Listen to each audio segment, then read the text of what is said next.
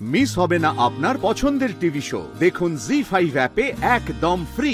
বৃন্দাবনে হবে। আরে এ কি, তোমার এখনো শেষ হয়নি? এখনো অনেক কাজ বাকি আছে, তাড়াতাড়ি করো। হ্যাঁ, এ কি হচ্ছে? এ কেমন উত্তাপ! দামোদর দাদা কি হলো তোমার? জানি না, বুঝতে পারছি না। আমার শরীরের উত্তাপ বেড়ে চলেছে। মনে হচ্ছে কেউ আমাকে আগুনে পুড়িয়ে দিচ্ছে।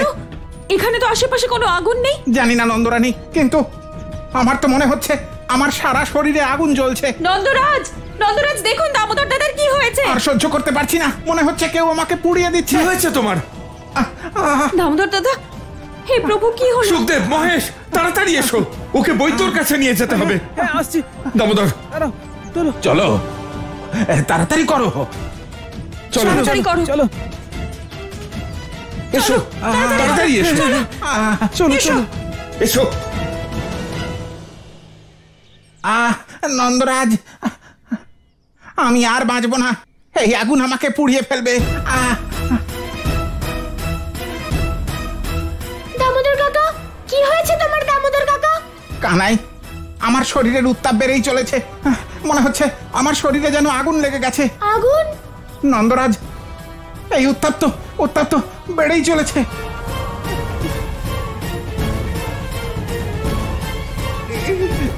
এখন এক এক করে তোমার সব ভক্তরা পুড়ে যাবে। পরম অবতার শ্রীকৃষ্ণ যেভাবে আমি পুড়েছিলাম।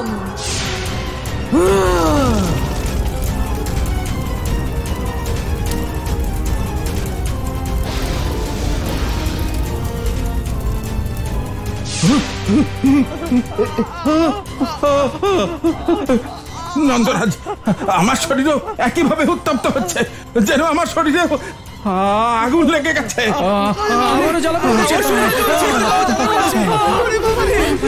আগুন লেগে গেছে।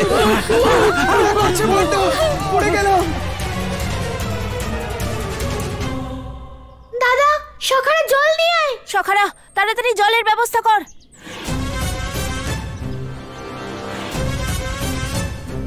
দামোদর দাদা, তুমি চিন্তা করো না, সব ঠিক হয়ে যাবে।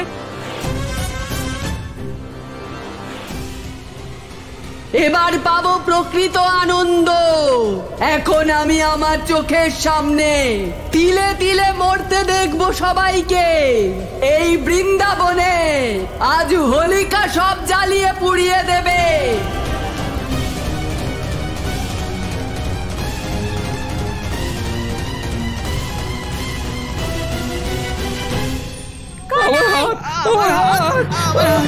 ধৈর্য ধরো, তোমার কিচ্ছু হবে না।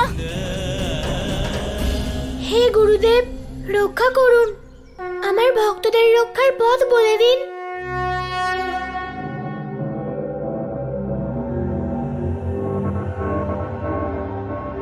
কানাই,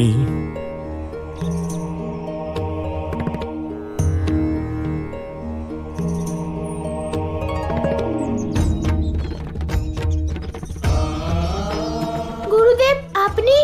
প্রণাম গুরুদেব। কানাই, সকল বৃন্দাবনবাসীদের এক জায়গায় একত্রিত করো, না হলে কেউ আর জীবিত থাকবে না। হ্যাঁ গুরুদেব। দাদা, সবাইকে এক স্থানে একত্রিত করো। ঠিক আছে কানাই। কাকা, তাড়াতাড়ি চলুন আমার সঙ্গে, আসুন।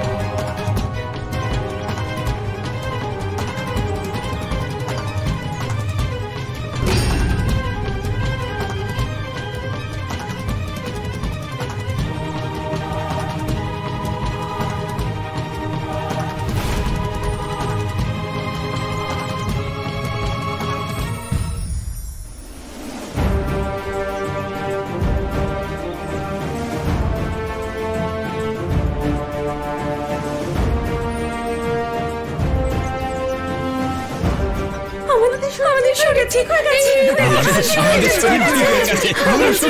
গেছে।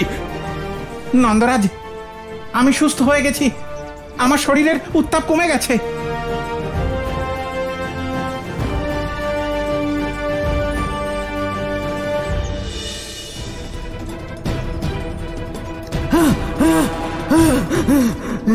না না, এরকম হতে পারে না। অবশ্যই সব এই কানাইয়ের মায়া। এখন ওর ভক্তদের এক এক করে পুড়িয়ে কোনো লাভ নেই। এখন আমি সম্পূর্ণ বৃন্দাবনবাসীকে একসঙ্গে জ্বালাবো।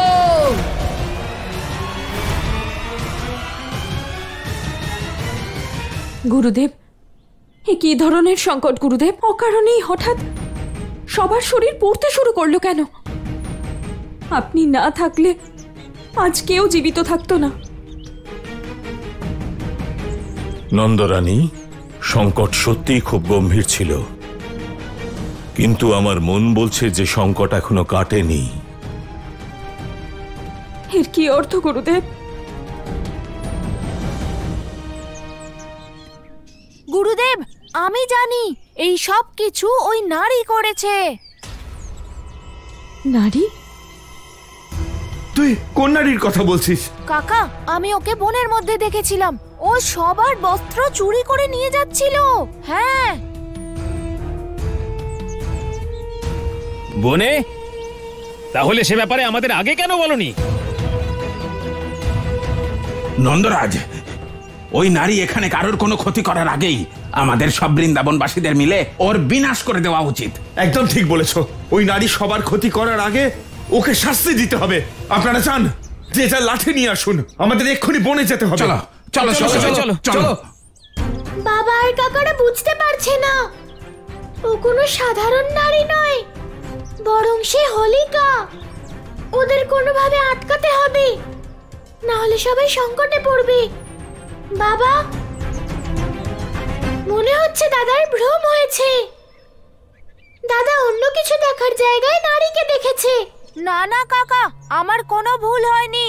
আমি ওই নারীকে নিজের চোখে দেখেছি।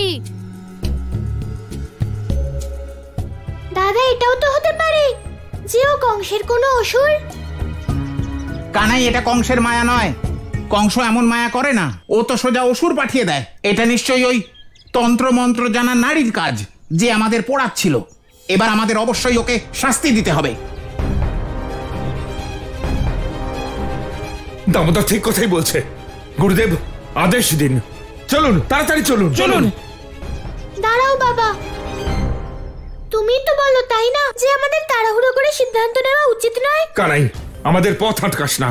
ওই নারী আমাদের সবার ক্ষতি করার আগে ওকে আটকাতেই হবে। তুমি বুঝতে পারছো না বাবা? যেও না, যেও না বাবা। তুই চুপ কর কানাই, চলুন।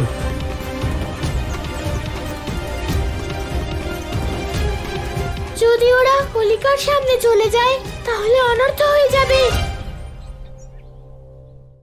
জি5 ডাউনলোড করুন আর সব এপিসোড দেখুন একদম ফ্রি।